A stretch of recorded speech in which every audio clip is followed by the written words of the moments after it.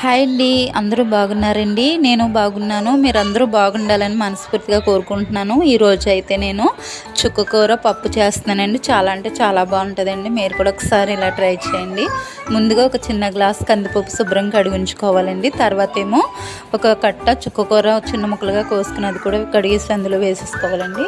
ఒక ఉల్లిపాయ 4 పచ్చిమిర్చి వేసుకొని తగినంత కారం పసుపు వేసుకోవాలండి. కొంచెం చింతపండు వేసుకోవాలి. ఇది చుక్కకూర పుల్లగా ఉంటుంది కనుక ఎక్కువ పట్టదండి. కుక్కర్లో పెట్టేసుకొని ఒక 4-5 విజిల్లు వచ్చే వరకు ఉంచుకోవాలండి. తర్వాత పప్పు దించేసుకొని అందులో తగినంత ఉప్పు వేసుకొని బాగా కలుపుకోవాలండి. పప్పు గుత్తితోని స్టవ్ మీద బాండి పెట్టుకొని ఒక 2 గరిటెలు నూనె వేసుకొని అందులో ఎల్లుల్లి రెబ్బలు వేసుకొని గోల్డెన్ కలర్ వచ్చే వరకు వేపుకోవాలండి. పోపు దినుసులు కూడా వేసేసుకొని వేపుకోవాలండి. ఇంగువ ఉంటే ఇంగువ కూడా వేసుకోవచ్చు అండి. అంతేనండి, చుక్కకూర పప్పు రెడీ అండి. మీకు నచ్చితే లైక్ చేయండి, షేర్ చేయండి, ముందుగా సబ్స్క్రైబ్ చేసుకోండి. మరెన్నో వీడియోలు పెట్టే